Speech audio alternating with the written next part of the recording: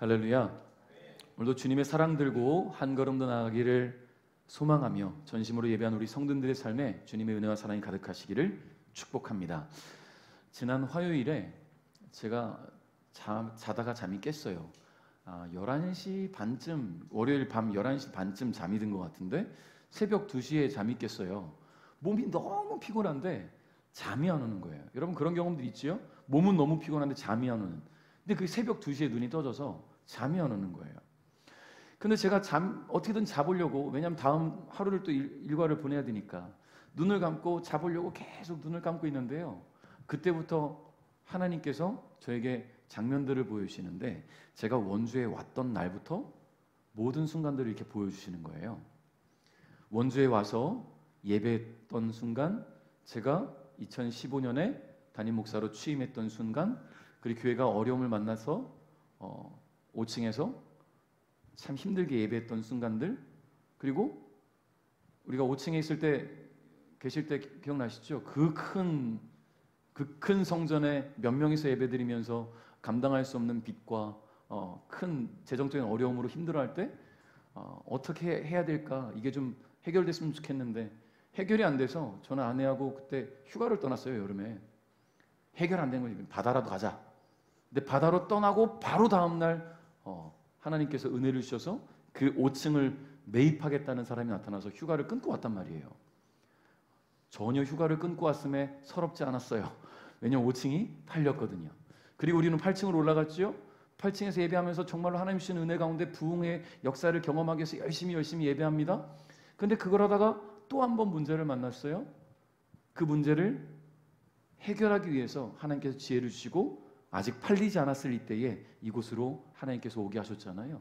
그 모든 과정 가운데 하나님께서 주시는 지혜와 그 명철과 아이디어들, 그리고 제 안에 두려움이 있단 말이에요. 그런 해결되지 않은 일들을, 감당할 수 없는 일들을 도전하는 게 쉽지 않잖아요.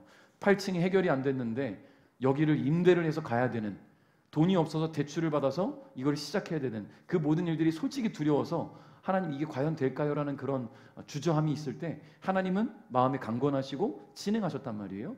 그리고는 이곳으로 이사 와서 극적으로 하나님도 8층 팔게 하시고, 그리고 나서 코로나가 터졌죠. 여러분 그때 저는 얼마나 감사했는지 몰라요. 우리가 8층에서 코로나를 만났다면 베델교회는 역사 속에서 사라지지 않았을까, 그런 생각을 하게 됩니다. 그런 하나님의 섭리들, 그 새벽 2시부터 새벽 5시까지 계속 보이는 거예요. 잠은 안 와요. 그래서 그 새벽에 기도했습니다. 하나님, 이 상황들을 보여주시는 이유가 있겠지요. 하나님께서 이런 은혜와 섭리를 주신 이유들을 다시 한번 되뇌이게 하신 이유가 있겠지요. 잠이 안 오니까 계속 기도하다가 6시에 운동하러 갔다 왔어요. 헬스장에. 어차피 잠 안 오는 거 운동이나 하자. 그리고 나서 제가 이게 내가 정말로 힘들었던 시기가 이제 주님 주시는 은혜를 다시 한번 되뇌이면서 다시 한번 도전해 보려고 이 생각들이 떠오른 걸까? 그래서 이렇게 밤새 잠 못 자고 이런 화면들이 보인 걸까라고 생각하고 있을 찰나에 아침 8시에 제가 여러분들에게 성경 말씀을 단톡방에 남기잖아요. 제가 가피풀 성경에서 매일매일 주는 오늘의 말씀을 보내드리는 건데, 그 말씀을 보는 순간 하나님의 섭리구나라는 걸 느꼈어요. 지난 화요일 제가 여러분 단톡방에 올린 말씀이 뭐냐면 사무엘상 12장 24절이에요. 같이 읽어볼까요? 시작. 너희는 여호와께서 너희를 위하여 행하신 그 큰 일을 생각하여 오직 그를 경외하며 너희의 마음을 다하여 진실이 섬기라. 아멘. 소름이 끼쳤어요. 하나님이 하신 일들, 그 큰 일들, 그 큰 섭리를 우리가 너무나 자꾸만 잊고 살아오지 않았는가에 대한 생각들. 여러분, 하나님이 저를 위해서 또 우리 베델교회를 위해서 행하신 그 큰 일들을 잊고 있었던 저에게 하나님은 살아계신 하나님을 다시 기억나게 하신 것이라 확신할 수 있었습니다. 여러분, 우리는 늘 눈앞에 보이는 현실의 문제 속에서 주저합니다.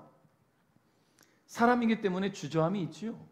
근데 하나님은 언제나 우리보다 앞서 가신다는 것을 말씀을 통해서도 보고 삶을 통해서 경험도 해왔지만, 눈앞에 보이는 현실의 문제가 나의 앞에 다가오면 그때는 자꾸 주저하게 되는 거예요.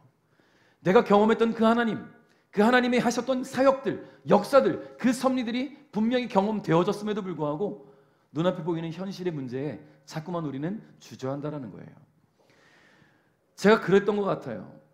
이번 그루터기 목회자회 연합 여름 수련회가 그렇게 위축되었던 주저하던 저를 다시 숨쉬게 하고 살아있는 자로 다시 한번 느끼게 했습니다. 이번에 수련회 통해서 함께 간증하는 시간에 이런 얘기를 했어요. 저 아직 쓸모 있는 것 같아요 라고 목사님들에게 이야기를 했어요. 왜냐하면 제가 쓸모 있는 자라는 생각을 자꾸 못했거든요.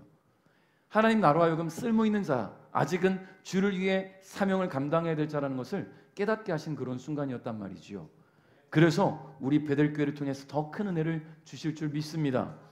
여러분, 그래서 저는 다시 한번 도전하려고 해요. 주님 말씀 안에서 우리 베델교회 공동체가 다시 생동력 있게 살아 움직이는 교회가 되도록 다시 한번 도전하고자 합니다. 여러분, 그러려면 우리 모두의 동참이 필요해요. 기도하는 시간이 필요합니다. 함께 말씀을 나누고 교제하는 시간이 필요해요. 여러분, 제가 여러분에게 말씀을 읽으십시오, 기도하십시오 늘 하는 얘기지만 더 중요한 사실을 하나 이번에 알게 됐어요. 그게 뭐냐면 교제가 필요해요. 우리 성도들 간에. 그래서 우리 고집사님한테도 하나를 주문했습니다. 남성 목장 한번 만나서 식사 한번 하시지요. 제가 가겠다는 얘기가 아니라 남성 목장에 한번 식사 나누고 서로 이야기 나누고 그런 시간을 가져주십시오. 그리고 여성 목장에게 지금 이야기합니다. 얘기를 못했어요. 여성 목장도 그런 시간을 좀 가져주십시오. 서로 어떤 삶의 문제가 있는지 기도 제목을 좀 물어보고 잘 살고 있는지, 하는 일이 힘들진 않은지, 요즘 뭐가 땡기는지 자꾸 이야기하셔야 돼요. 왜냐하면 제가 이번에 오산강원교회 목사님 만나고서 느낀 게 뭐냐면요, 거긴 성도들이 엄청나게 만나요. 보니까 만나요. 차 마시고 밥 먹고 대화하고 교제하고, 그게 되니까 말씀을 나눠도 이게 들어가요. 목사와 함께 그것이 함께 같은 마음으로 진행되려면 함께 교제해야 될 줄 믿습니다. 그래서 우리가 베델교회가 거룩한 공동체가 되었으면 좋겠어요. 베델교회 부흥 중요하죠. 여러분, 근데 공동체로서의 마음이 먼저 살아났으면 좋겠어요. 그 사람이 세워졌으면 좋겠고, 그렇게 세워져가는 우리를 통해 우리가 전도하는 이들이 베델교회에 찾아와서 하나님의 사람으로 세워지는 일들이 있었으면 좋겠습니다. 자, 오늘 본문은 계속해서 예수님의 산상수훈을 다루고 있어요. 산상수훈의 핵심이 뭐냐? 하나님 나라에 합당한 성도들의 삶의 모습, 그게 뭡니까? 이것을 가르치고 계신 거예요, 예수님께서.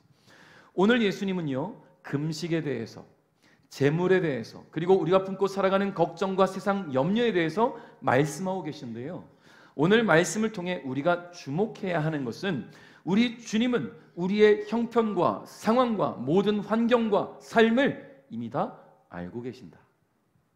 할렐루야. 하나님은 이미 다 알고 계신다라는 거예요. 우리의 모든 것을 아시는 주님께서 오늘 말씀을 통해 우리에게 주시는 메시지를 여러분 깊이 묵상하시고 하나님의 뜻을 분별하고 경건하고 거룩한 하나님의 사람들로서의 자신을 돌아보는 시간이 될 수 있기를 주님의 이름으로 축복합니다. 우리 16절 말씀을 한번 읽어보겠습니다. 시작.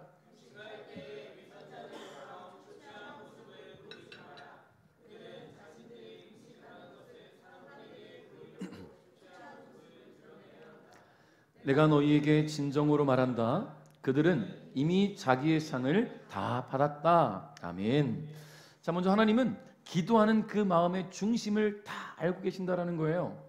여러분, 금식 해보신 분 계시지요? 뭐 길게는 40일 금식기도, 우리 원로 목사님 40일 금식기도 하셨는데, 뭐 일주일, 뭐 21일, 짧게는 하루 금식, 아니면 우리가 고난주간에 한 끼 금식 해보셨잖아요. 자, 이 금식이 교회에서 할 때 금식을 왜 합니까? 단순히 먹는 것을 금하는 것으로 끝나지 않고 금식에는 항상 따라오는 게 있지요. 금식 기도를 해요, 우리는. 그렇죠? 근데 일반적으로 교회 외적으로 세상 사람들이 금식을 하기도 합니다. 보통 그들은 금식이란 표현보다 단식이란 표현을 많이 하죠. 그 사람들이 단식을 하는 것을 보면 목적이 있어요. 무언가 원하는 것을 이루고자 할 때 사람들에게 자신이 얼마만큼 지금 간절한지를 보여주기 위해서 단식을 한다라는 거예요. 그래서 우리는 뉴스를 통해 보지요.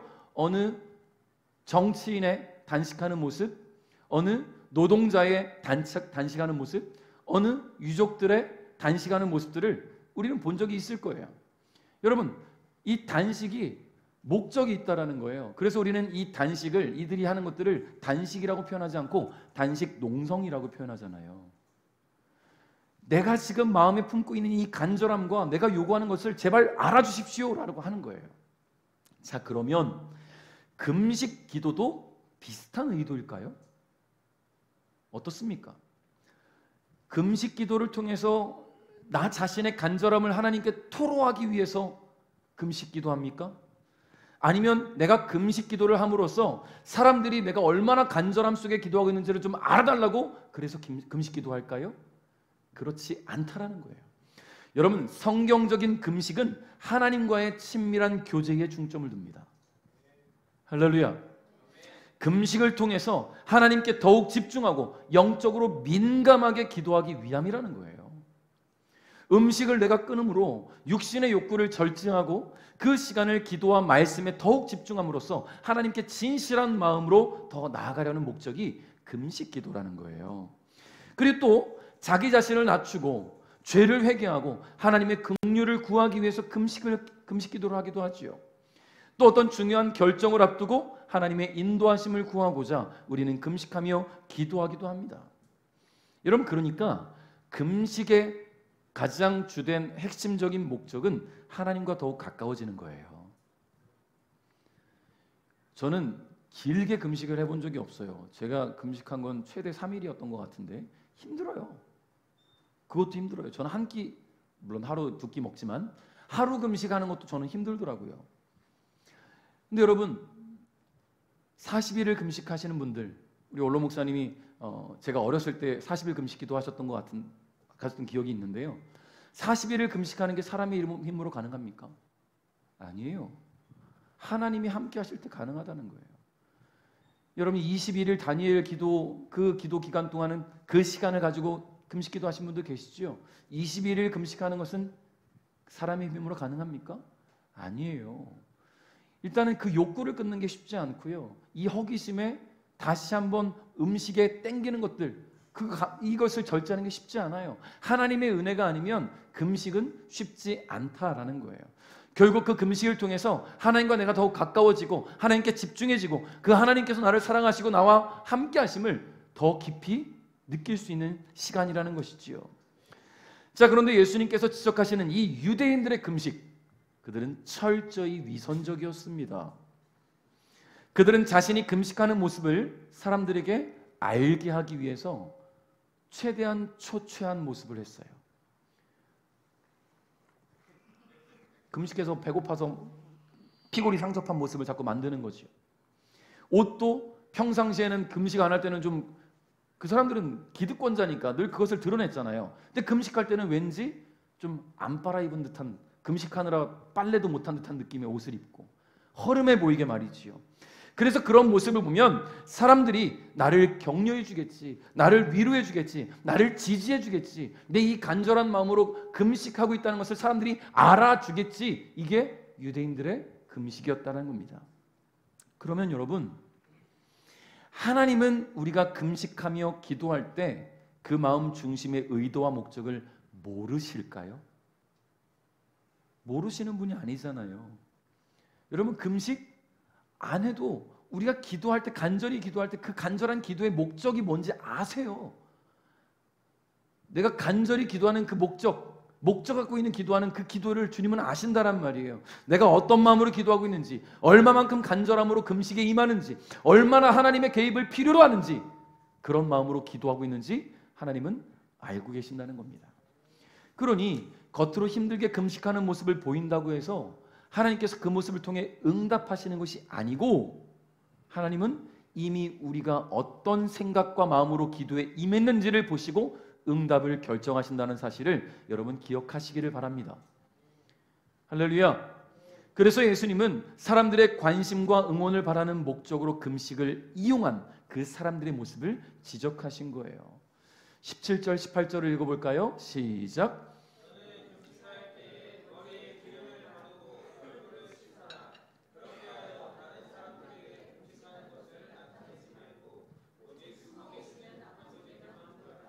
숨어서 보시는 내 아버지께서 내게 갚아주실 것이다. 아멘.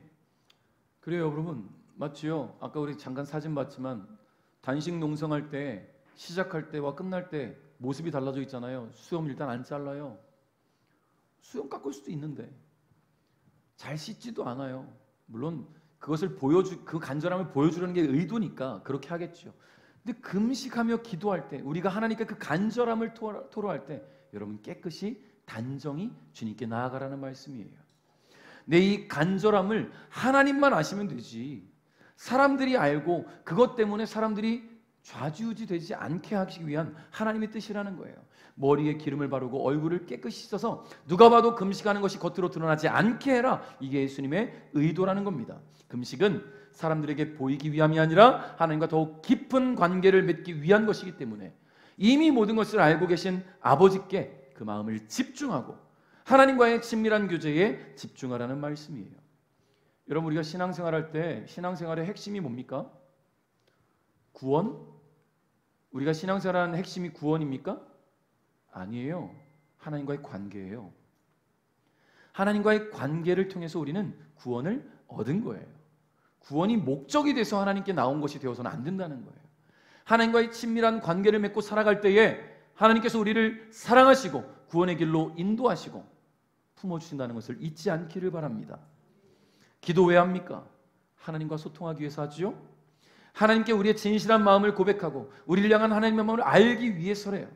그럼 금식 왜 할까요? 하나님께 우리의 간절한 마음을 고백하고 우리를 향한 하나님의 계획을 듣기 위함이라는 것을 잊지 않기를 바랍니다.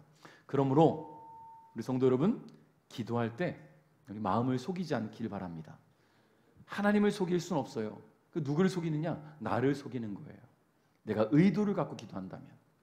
사람은 속일 수 있지만 하나님은 속일 수 없습니다. 모든 것 다 하시는 주님께 마음의 중심을 다해서 간절히 기도함으로 하나님과의 관계를 더욱 단단히 세워나갈 수 있기를 주님의 이름으로 축복합니다. 자, 두 번째는 재물을 대하는 마음. 우리 주님 다 알고 계십니다.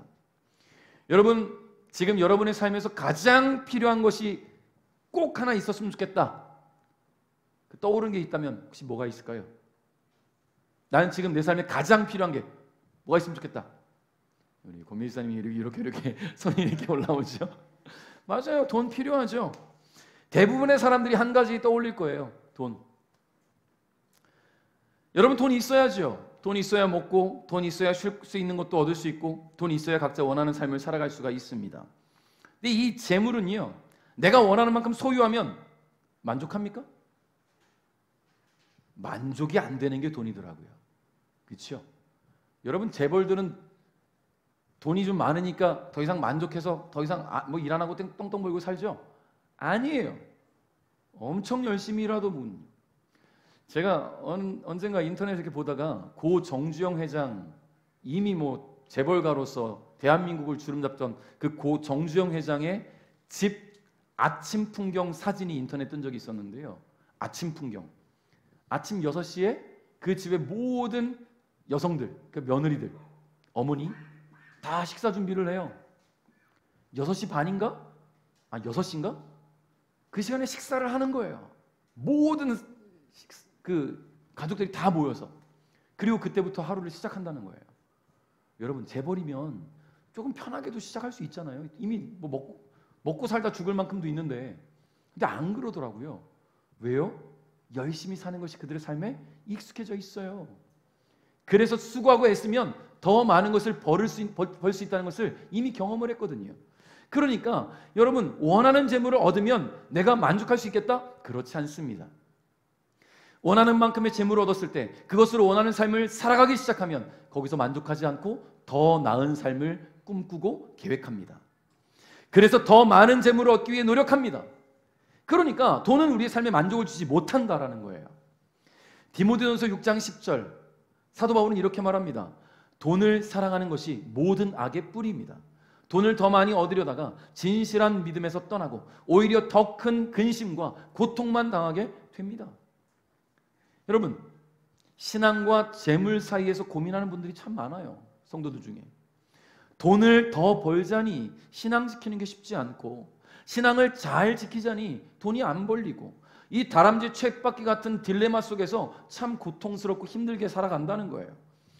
어린 시절 제가 좀 중고등학교 때였던 것 같은데 우리 교회 부흥에 오셨던 한 강사 목사님의 설교 중 성도 이야기가 아직도 생생하게 들려와요.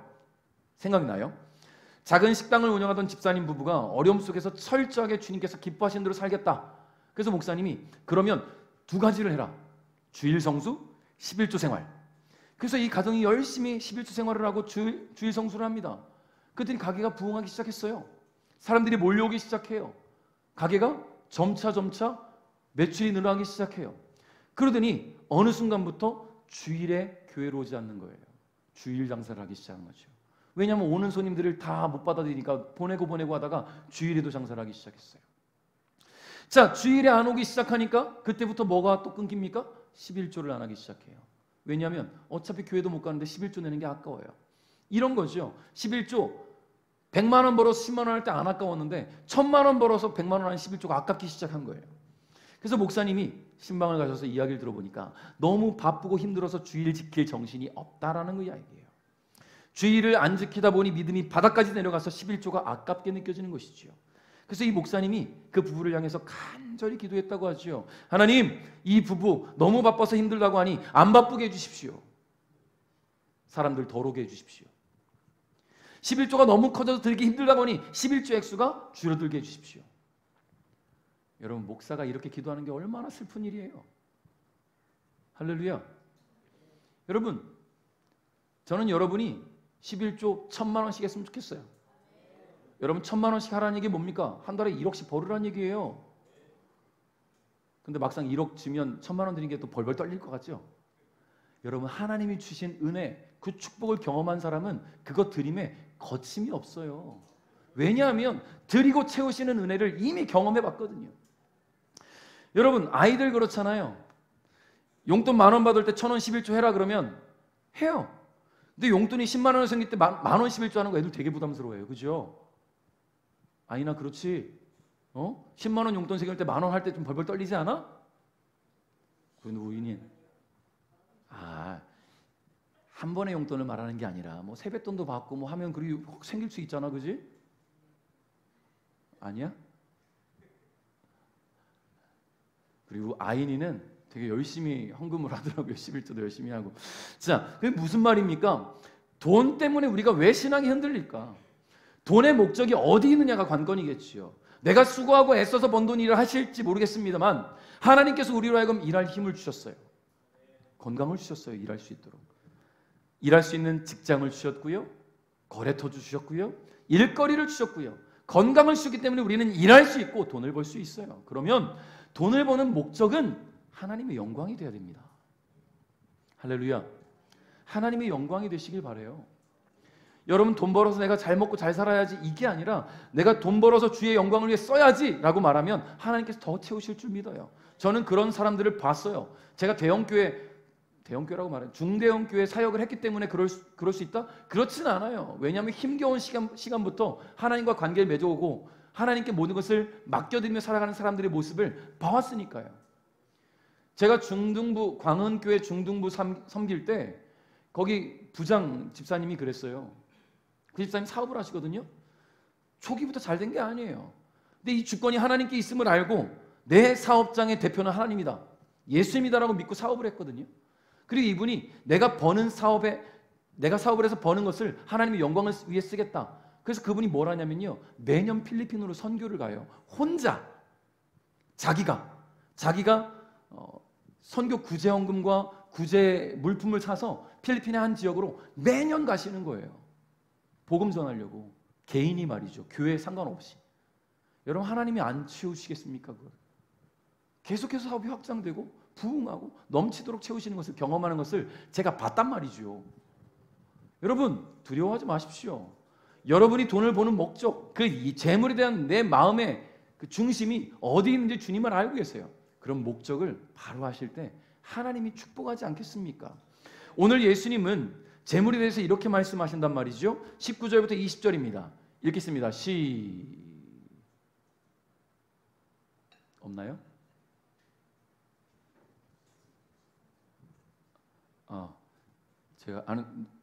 없나 봐요. 제가 읽어드릴게요. 너희를 위하여 세상에 재물을 쌓아두지 마라. 땅에서는 좀이 먹거나 녹슬어 못 쓰게 되고 도둑이 와서 훔쳐갈 것이다. 그러므로 너희의 재물을 하늘에 쌓아두어라. 하늘에서는 좀이 먹거나 녹슬지 않으며 도둑이 들어와 훔쳐가지도 못할 것이다. 아멘. 위에를 수정을 안 해. 이 밑에 거 봐주시면 돼요. 네. 제가 이렇게 복사해서 이렇게 하다 보니까 수정이 안 된 것들이 좀 있네요. 죄송해요. 자, 예수님 뭐라 말씀하시냐면 재물을 세상에 쌓아두지 말래요. 땅에서는 좀 먹거나 녹이 슬어서 도둑이 다 훔쳐갈 거라는 거죠. 여러분 세상에 도둑이 여러분 도둑 맞아 보신 분 얼마나 계신지 모르겠지만 도둑은요 가까운 데 있어요. 여러분의 자식들. 아무리 공급해줘도 자꾸만 손 벌리는 자식들이 도둑들 아닙니까? 저도 그 도둑의 삶을 살아왔고 이제는 손 벌리지 않지만 그렇죠. 여러분 열심히 벌어서 먹고 싶은 것도 먹고 사고 싶은 것도 사고 옷도 신발도 사고 원하는 것도 사고 저축도 하고 투자도 하고 열심히 돈을 굴려보지만 돈은 결국 쓰고 없어져요. 부족하면 부족한 만큼만 쓰고 만족하는 삶이 되는데요. 욕심을 갖기 시작하면 더 벌 수는 있겠지만 만족이 안 된다는 거예요.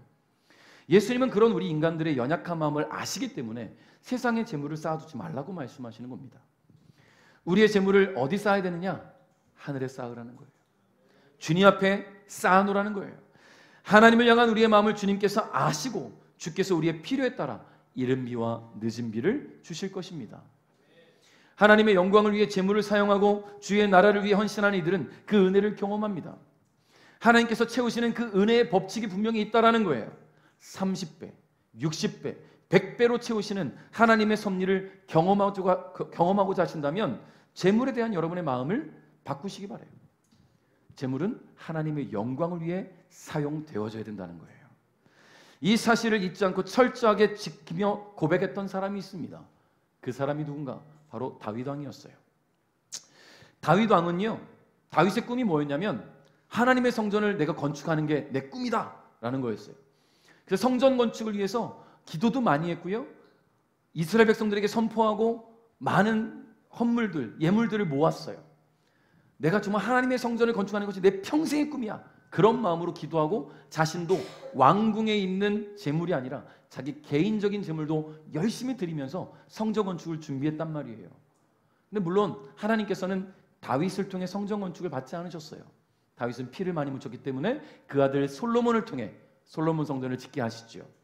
자, 그래서 이스라엘 백성들과 함께 성전 건축에 필요한 모든 재정을 마련하기 위해 이 다윗 왕은 힘썼고요, 그렇게 드려진 재물들로 성전 건축을 위한 준비가 끝난 시점에 그는 하나님께 감사와 찬양을 드리며 감사 기도를 드립니다.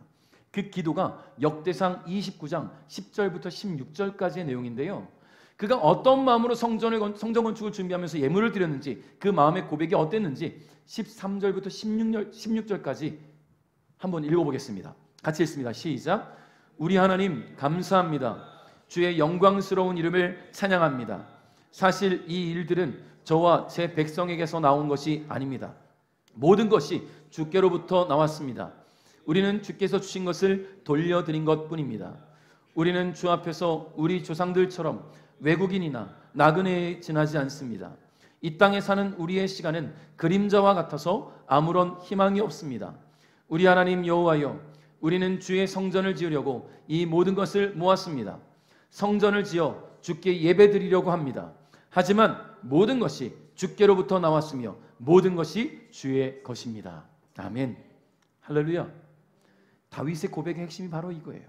모든 것이 주께로부터 나왔고 모든 것이 주님의 것이다.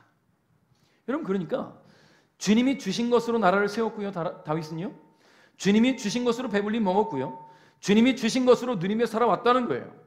주님이 주신 것으로 주님의 성전을 위해 예물을 드린 겁니다. 즉 주님이 주셨기 때문에 삶을 누릴 수 있었고, 주님이 주셨기 때문에 성전 건축을 위한 준비도 마칠 수 있었다라는 고백이지요.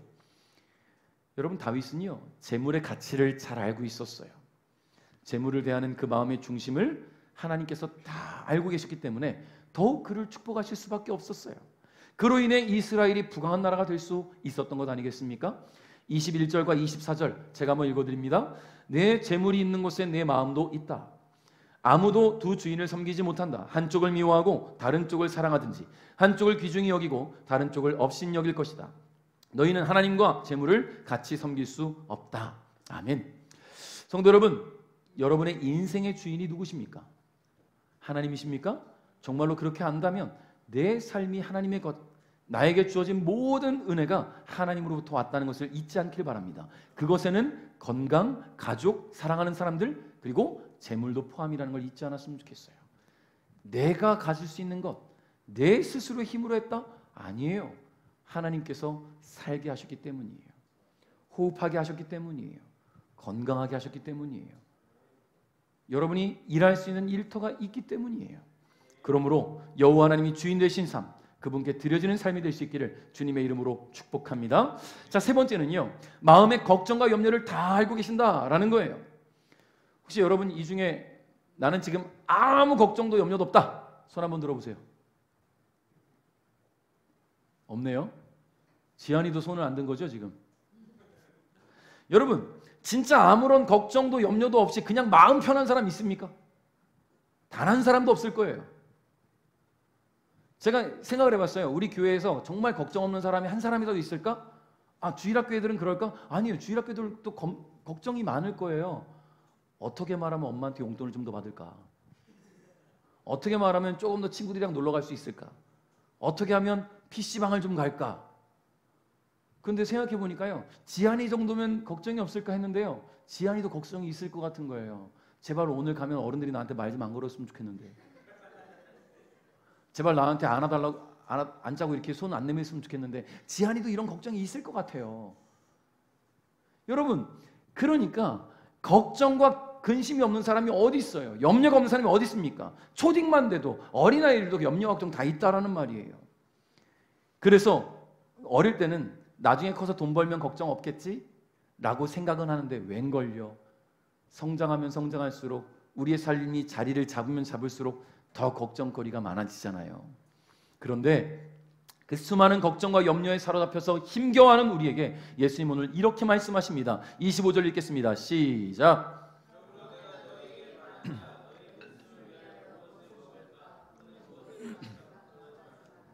몸을 위하여 무엇을 입을까 걱정하지 마라. 목숨이 음식보다 훨씬 소중하지 않느냐? 몸이 옷보다 훨씬 소중하지 않느냐? 아멘. 자, 예수님은 우리가 아무리 걱정한다 해서 우리의 삶이 더 나아지지 않는다는 사실을 가르쳐 주십니다. 걱정해서 삶이 나아졌습니까? 아이고 무릎이 아파. 아유 무릎이 아파서 걱정이네. 걱정하면 무릎이 나았습니까? 그럼 전 병원 생활 한 번도 안 짓고 지금까지 건강하게 살아왔겠죠. 여러분 걱정과 염려는요, 우리의 삶에 하등 도움이 되지 않습니다. 실질적인 도움을 줄 수 있는 게 아무것도 없어요. 걱정은 단지 우리의 마음을 불안하게 할 뿐이에요. 아무런 결과를 주지 못해요. 오히려 우리의 에너지를 낭비하게 만들고 현재의 삶을 살아가는데 부정적 영향을 미칠 뿐입니다. 그래서 예수님은 27절에 이렇게 말씀하셨어요. 너희 중에 누가 걱정해서 자기의 수명을 조금이라도 연장할 수 있느냐? 라고 반문하신단 말이에요. 어떻습니까? 여러분 그런 생각 한번 해보셨어요? 아 이제 100세 시대라고 하는데 나는 모세처럼 120세까지는 좀 살았으면 좋겠는데 내가 120세까지 살면 좀 어떻게 해야 되지? 걱정을 내가 좀 걱정하고 염려하면 수명이 늘어납니까? 120까지? 아니잖아요. 걱정하면 돈이 들어옵니까? 걱정하면 자식이 내 뜻대로 큽니까? 아니죠. 걱정한다고 되어지는 것은 아무도 없어요. 그러면 어떻게 될까? 우리는 제가 전에도 한번 얘기한 적이 있는데요, 걱정거리가 있을 때 밤새 걱정해 보신 적 있죠? 자, 난 밤새 걱정해 본 적이 있다. 그 걱정거리가 내 머릿속에 떠나지 않아서 밤새 걱정해 본 적이 있다. 다들 마음을 속이고 계신데 지금 분명히 있거든 내가 보기에. 자, 그러면 내가 걱정거리 있을 때 밤새 기도해 본 적이 있다. 김하인? 밤새 기도를 했어요? 거짓말인. 밤새 잠을 안 자고 기도를 했다고요? 솔직해야 돼요. 하나님은 거짓을 기뻐하시지 않으세요? 자, 그러니까 제 워딩을 이해를 못했어요. 자, 밤새 밤 꼴딱 새도록 걱정은 해요. 잠 안 올 수 있어요. 아 내일 돈 메꿀 게 있는데 돈이 없어. 밤새 고민할 수 있어요. 걱정할 수 있어요. 수술 앞두고 밤새 잠이 안 올 수 있어요. 결혼식 앞두고 밤새 잠 안 오기도 하잖아요. 저는 그랬어요. 설레서. 자, 그런데 밤새 기도는 안 해요. 그 걱정거리 때문에 밤새 기도해 본 적이 없어요. 여러분, 우리는 밤새 걱정할 시간에 잠깐이라도 집중해서 하나님께 기도해야 된다는 겁니다. 그 걱정을 잠식시키실 주님께, 나의 부정적인 생각을 긍정적인 인도하심으로 이끄실 주님께 기도해야 된다는 거예요. 왜냐하면 주님은 우리의 모든 필요를 이미 알고 계십니다. 우리가 왜 마음에 걱정과 염려가 있는지 이미 알고 계세요. 그 염려의 근원에 뭐가 있는지를 알고 계신다는 거예요. 그러면 내가 걱정에서 해결될 게 아니라 주님께 맡겨야 되는 거예요. 28절부터 30절 한번 읽어봅시다. 시작.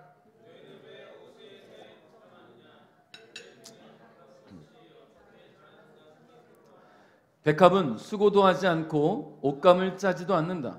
그러나 내가 너희에게 말한다. 온갖 영화를 누린 솔로몬도 이 꽃 하나에 견줄 만큼 아름다운 옷을 입어보지 못하였다.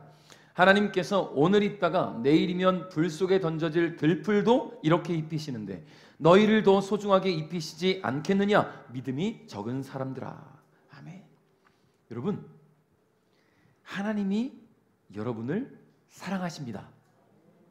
여러분 동의하십니까? 자, 집중이 안 되시는 분들 다시 한번 보세요. 하나님이 여러분을 사랑하십니다.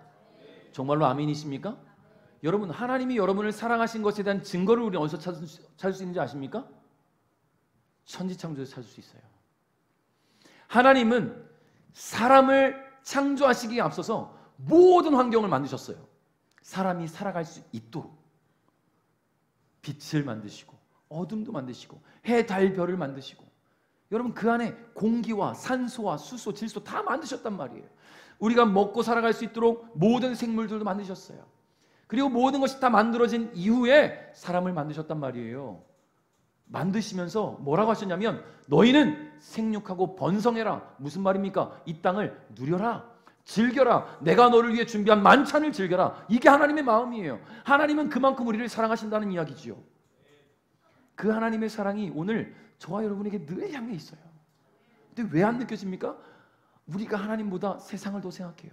내 가정을 더 생각하고, 내 직장을 더 생각하고, 돈을 더 생각하고, 일을 생각하고, 취미를 생각하고, 노는 것, 쾌락을 생각하고, 사람들을 생각합니다.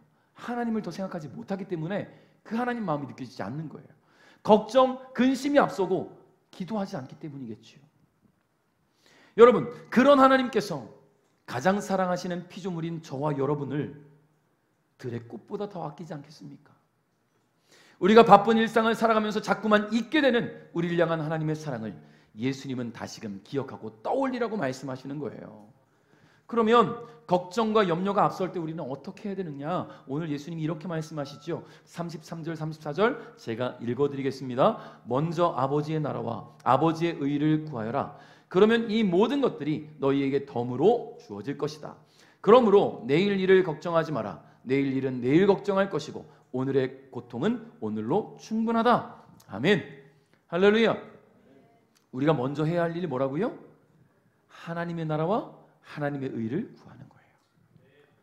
나의 삶을 주신 하나님, 내가 하나님의 영광을 위해 살아가겠습니다. 삶에 이렇게 피폐하고 힘들고 연약해서 지금 나에게 절망을 주는 이런 걱정과 염려가 있지만 나는 내 삶이 하나님의 영광이 되기 원합니다. 그렇게 기도하기를 원하신다는 거예요. 나의 삶의 모든 걱정과 근심과 염려 아무리 해도 나아지는 것이 없다면 주님께 맡겨야지요. 주님께. 여러분, 아이들이 성인이 되기까지 이 아이들이 정말 너무 행복한 게 뭔지 아십니까? 뭐든 해보려고 할 수는 있어요. 근데 안 되면 도와줄 수 있는 분이 계세요. 아빠가, 엄마가. 그렇지요. 여러분, 제가 언젠가 한번 봤던 영상이 그 고든 램지 미국의 유명한 셰프가 있거든요. 그 고든 램지가 그 심사위원으로 나온 그 무슨 음식 요리 대회였어요. 거기 한 여성이, 젊은 여성이 요리를 위해서 이 평조림 병뚜껑을 따야 되는데 이걸 못 따는 거예요. 이걸 따야 요리를 시작하는데 이미 시간은 지나가고 있어요. 이 딸이 계속 따보려고 안 따져요. 그렇게 한 10초, 20초 지나갈 때 갑자기 관객석으로 뛰어갑니다. 그리고 관객석에 손을 이렇게 뻗었어요. 그 위에 누가 있었냐면 아빠가 있었어요. 아빠가 그걸 따줘였어요. 한 방에. 끝났어요. 처음부터 맡겼다면 바로 그 시간을 벌 수 있었겠죠. 여러분, 아빠가 지켜보고 있었어요. 이 딸의 부족함을 채워주기 위해서. 딸의 힘으로는 딸 수 없는 이 병이 아빠의 힘으로 한 방에 따지는 것을 보면서 저는 하나님이 느껴지는 거예요. 여러분, 하나님은 그렇게 우리를 보고 계신다는 거죠. 여러분, 그러니까 내 삶의 걱정과 염려를 우리를 아예 지우는 것은 쉽지 않아요. 사람이니까. 우린 연약한 사람이니까. 눈에 보이는 현실을 마주하고 살아가고 있고 살갗으로 체감되는 그 상황들을 외면할 수는 없습니다. 그래서 우리는 해야 할 게 있어요. 시선을 조금씩 돌리는 거예요. 어디를요? 문제와 어려움에 집중되어 있는 우리의 시선을 주님께 돌리는 노력을 해야 되는 거예요. 내가 어려움이 더 찾아오기 시작하면 그만큼 더 주님께 기도하시기 바랍니다. 여러분, 눈앞에 보이는 현실, 해결되지 않는 문제가 생길 때 더 성경을 읽으세요. 하나님이 나를 위해 얼마나 축복하실지 말씀을 자꾸 읽으세요. 하나님이 하셨던 일들이 이 안에 기록되어 있잖아요. 말씀을 읽으세요. 내 시선을 바꿔야 되는 거예요. 바쁘다는 핑계로 소홀했던 예배와 그 기도에 여러분의 마음을 집중할 수 있기를 바랍니다. 그렇게 우리의 시선이 주님을 향할 때 주님의 능력을 경험할 수 있게 될 겁니다. 주님의 은혜와 섭리가 경험되어질 겁니다. 주님께서 행하시는 기적의 주인공이 될 것입니다. 말씀을 맺겠습니다. 사랑하는 성도 여러분, 여러분 예수 믿은 거 후회하시는 분 계십니까? 어떤 분들은 후회하기도 해요. 예수 안 믿었으면 더 편했을 텐데, 주말에 이렇게 피곤하게 교회 안 나가도 될 텐데, 내 마음대로 사람들 만날 수 있을 텐데, 여행도 막 다닐 텐데, 뭐 헌금 안 해도 편하게 내 먹고 사는 데 쓸 텐데. 여러분, 그런데 이렇게 생각해 보십시오. 우리는 한 치 앞도 내다볼 수 없는 사람이에요. 오늘 내가 건강하다고 내일 무슨 일이 없겠다, 누가 주장합니까? 누가 자신할 수 있겠어요? 이번에 갑작스러운 폭우로 삶의 터전을 잃었던 수많은 사람들, 여러분, 그 사람들은 자신이 그런 일들을 경험할 거라고 알고 있었을까요? 여러분, 며칠 전에 굉장히 큰 폭우가 왔잖아요. 그죠? 언제였나요? 월요일인가 화요일인가? 여러분, 우리 구루터기 목회자의 목사님 한 분이 저기 고양시에 계신데 도로가 무릎 이상까지 침수된 것을 사진 찍어 올렸어요. 처음이래요. 거기서 그렇게 오래 살았어도 도로가 침수된 건 처음이래요. 여러분, 우리가 사는 이 세상은 내가 예측할 수가 없어요. 내가 예수님을 믿고 하나님의 자녀가 되어서 너무나 행복한 것은요, 예측할 수 없는 이 세상에서 우리는 한 가지 예측할 수 있다는 거죠. 하나님이 나를 사랑하신다는 것. 그 하나님의 사랑으로 나는 구원받았다는 것. 여러분, 그러면 끝나는 겁니다. 여기서 아무리 아등바등하고 살아가도 여러분, 갑자기 하나님 데려가시면 우리는 하나님께 가는 그것만큼 우리에게 남는 게 없어요. 하나님의 전지전능하심을 의심하지 않길 바랍니다.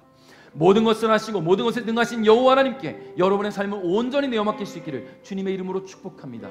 서두에 말씀드렸다시피 여름 수련을 통해서 저로 하여금 살아있음에, 숨쉬고 있음에, 아직 쓸모 있음에 감사하게 하신 하나님께서 여러분의 삶 속에 작은 울림을 주시고 그 울림을 통해 여러분의 살아 숨쉬는 매 순간이 하나님의 은혜와 섭리가 경험되어지는 그런 삶이 될 수 있기를, 기적의 시간들 될 수 있기를 주님의 이름으로 축복합니다.